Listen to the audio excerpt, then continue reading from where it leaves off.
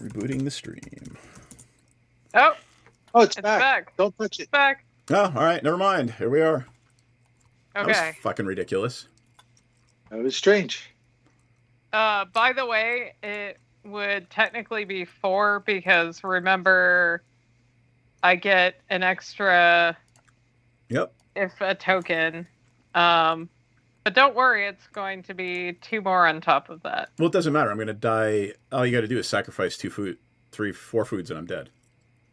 My point is, I'm going to play the of herbs and stew, which brings in 2 more. Yeah, but I'm going to counterspell that. So at least I don't die to that. Dang it. I'm going to unwind. I'm going to counter target non-creature spell, and then untap these 3 lands. Gosh, dang it. Okay.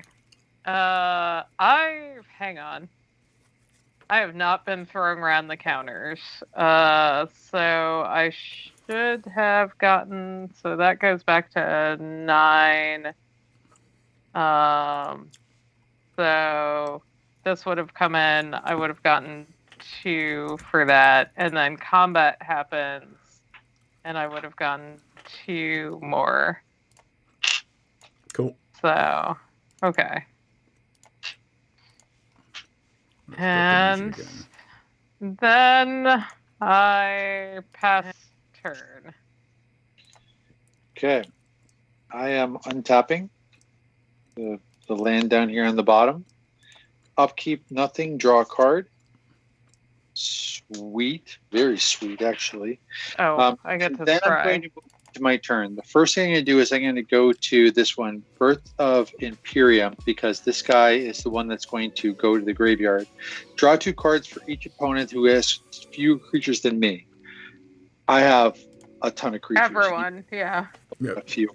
So this guy goes to the graveyard. I draw 4 cards. 1, 2, 3, 4. And since that goes to the basically graveyard, or it's use the last one, Tom Babadil's going to let me flip until I get a saga. Nope. They're fairies. Nope. Nope. Aha. Fall of Lord Kunda, which I'm going to come back to in a minute. I'm going to continue around the rest of the board here. I'm going to go to the last one here. It says Mikio's Reign of Truth flips over, and this guy, creature with counters for the number of things I have, which I don't know how many that is yet. Song of Freylis goes over, put a +1/+1 counter on each creature you control. Those creatures gain vigilance and trample and indestructible until the end of the turn, which is really stinking cool.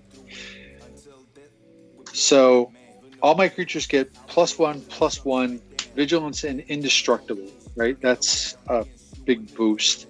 Yeah. Befriending the Moths goes to 2. And that one says target creature gains +1/+1 and gains flying until the end of the turn. I might as well put that onto Tom Babadil. And the last one is the jungle one, which also goes to 2. And that one basically says put +1/+1 counter on 2 target creatures. One goes to Tom Babadil, and the other one goes to the Monastery Mentor. Sure. Yeesh. Okay, I get to look at the cards I just drew. Where are they? That's a good one.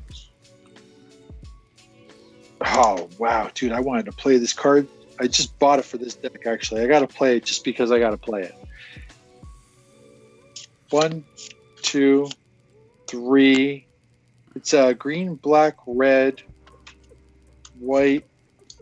I got all 5 colors here, and I'm going to play the Kami War. Yep. Exile target non-land permanent and opponent controls. NPC, do you have anybody? Who's your biggest creature? The bat. Well, the bat's not. The bat's going to kill me, so you maybe want to leave that. Yeah, I'll leave the bat. It's between the bat and Sam, the loyal attendant. But that's one of my commanders. I mean, if you had to pick one, which I shouldn't be telling you this, I would say Samwise Gamgee. Because that's the one, anytime I play a non-token creature, I'm getting a food. And guess Okay. what? I have a shit ton of creatures in this deck. And it Okay, lets me sack the food to bring back legendary From the graveyard. from the graveyard. All right, let's get rid of that one. That sounds pretty good. Now, what I'm gonna do though in response, because I've got these food tokens, is I will sack 6 of them. All right, that kills me, but before I go, I want you to exile the top 7 cards of your library. Sure. Or NPC. NPC. Just for, from Hell's Heart I stab at thee. That's fine. I'm trying to find a 3 on this dice, so. Whoa. Okay. So I'm bringing these back. Actually, you know what? I'm gonna. So by the way, I'm going to show you guys what I showed the stream later. I'm literally holding an offer you can't refuse, a fierce guardianship. Like, literally, it's all creatures. I can't counter anything. DM, I'm changing it slightly. I'm gonna only sack a total of 4 Still to dead. do exact damage. Yup. Because I'm like, I don't think I need. So I'm doing 7. 1, 2, 3, 4, 5, 6, 7. So you got my Rogue's Passage. You got Frodo Baggins. You got land, Prize Pig. Prize Pig. Okay. Revel in the Shire, return, and then a land. So Nothing good. Yeah. And I would have picked green. How many fairies would I have gotten? Quite a few. Like Prize Pig, Revive the Shire, Frodo Baggins. Okay. NPC. Doesn't count lands. I might actually be able to kill you. I'm going to tap sure 2 and cast Borrowed Time. Did And you deal the damage to Nick? Not that it matters. No, I did not 4. yet. Yep. Hold on. There's the 4 to Nick. Okay. I'm going to cast Borrowed Time, which is another instrument, which gives me another mentor, but it also gives me right now 2 counters on my monk. Borrowed Time is going to target your bats. Did you DM give me 3 life? Because I sacked 1 for life. Oh, 1 was for life? Yeah. Yep. There you go. You're targeting my bats? Yep. And how is it being targeted? It's being targeted with this enchantment called Borrowed Time. When Borrowed Time enters the battlefield, exile a target non-land permanent an opponent controls until Borrowed Time leaves play. Okay. So bats are gone. Yep. Yep. For now. And I need to look for... Well, here I guess for laughs, what I'm going to do then is sack 3 and draw a card before that's exiled, so you would lose 3 more life. Okay. I probably should have done this in a different order, but that's okay. Anyway, I'm going to move to my attack step. Okie dokie.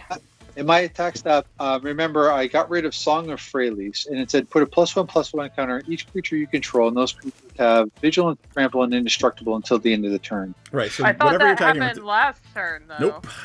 This turn. I just kind of left it on the side because I had a lot of other triggers going on. So I'm going to move to my attack step, and I'm going to send the whole lot at you. And with that, I actually didn't do the Fall of Kunda either. It says exile target creature and opponent controls with the mana value of 4 or greater. Do you have anybody 4 or greater? I don't think she does. Wouldn't that have been last turn? But yes. There's a lot of triggers this turn. This one is the one that came in free with Tom Dabadell, and I just said I couldn't get to it at the time. Roll the tape. Yeah. Roll the tape.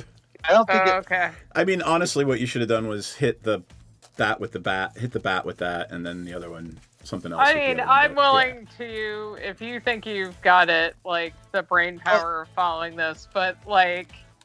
I just finished my turn, did I not?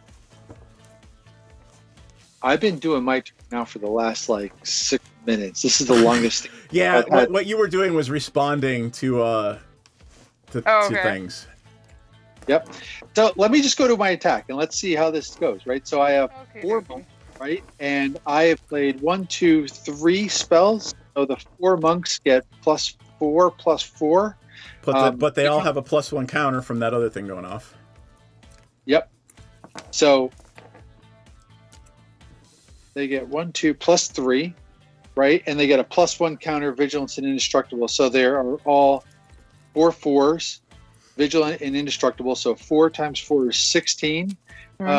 Monastery monk also has prowess, so that's 2 plus 4 is 16 and 6. So you cast 4 non-creature spell or non. Yeah. 1, 2, 3. I cast. I only cast. Okay. But they got a +1/+1 counter from that one saga that gave everything a +1 counter. That's fine, vigilance. Yeah. but like it sounded like he was adding the 4 for the prowess and not like. No. I'm adding the prowess. I mean, I'm probably dead anyway because if you're saying you exiled like 2 of my creatures, She's like only got I 2 have blockers. 2 left. Yeah.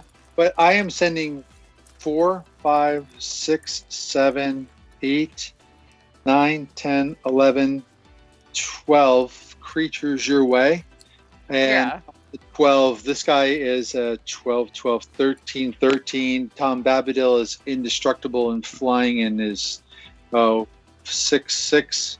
Yeah, and everybody else is... Or at least 4. You wouldn't have to do the math. I have more than 23 damage here. I can add it up for you, but I definitely have more than... It's fine. Yeah. Our brains are not up to the math. Yeah. I also have a counterspell in my hand in case you want to try any shenanigans with your no mana left. But yeah. Oh Lord. This deck does a lot of triggers. It wouldn't advise it on an empty stomach. That's okay. There was plenty of food on the other side of the board. But and there's a lot of dice. Like there's a lot of. Yeah. This is more complicated than I like to go usually. But I have spider monks, so hey. Yo. NPC, how are you feeling? Are you too tired for another? I can't. Yeah. Well, it'll be a 1-game night. Thanks everybody who is hanging out with us. My brain power. I didn't even cast my other commander. We cast it once, I think. No. Frodo did not get play. Not that Frodo. I think I need to take like 3 counterspells out and put in 3 board wipes. So whenever I play blue, I like to put in some counterspells, and it's really not about counterspells. It's just interaction. What could I do when it's not my turn, trying to wipe out my board, right? That's how do I help myself? And if it's Teferi's Protection or a counterspell or something like that, so it goes in there. But I had a Vorinclex in my hand, and I was afraid to play it because it just doesn't. It's a 6/6 reach it's guy. It's a feel bad card. Like nobody likes losing to it. Like it's not. It's even just like God. Okay. But it flips over into a saga, right? So that flipped over into a saga, and I think I have an Elish Norn in here too that does the same thing. And they're just like these cards that fit perfect. But you know, like Vorinclex just takes your resources away, right? Like even Elish Norn, it doesn't feel as bad to lose to because. Oh wait, which Vorinclex is it? It's just Vorinclex. It's not. It's not the your lands only untap every other turn one. No, it's not that one. Yeah, it's different. I got it. I don't. But that would have been fine. Yeah, it's okay. I mean, but it costs 8 to flip over to be able to do something, so it's expensive. Yup. All right. No D&D tomorrow. Our Friday night game has ended. What else is going on? Sunday we are back. Who's playing with us on Sunday? Let me check and look at that. No clue. On Sunday. We haven't thanked our backers. We did while you were in the bathroom. Oh, okay. Well, thanks, Night of Baba. Yup. Here. It is, what date is it? 24th? Today's the 21st. It looks like it is me, you, Jay Burry, and we have a space open. So if anyone is interested, let us know. Yeah. And then on Monday, we have started up our Monday Night D&D again. The Strixjammer campaign started off as Strixhaven. We are now lost in space on a spelljamming vessel. And then Wednesdays is Waterdeep by Gaslight. So you should check out all those silly things. And thank you, everybody, for hanging out with us tonight. Woohoo! And we're going to go fuck the bed. I mean, Night of Wawa, if you want to play, we're fine with, like, one-game evenings. Yep. So, as you can see from tonight. So. Yep. Just chat with us in Discord. We'll set it up. Yep.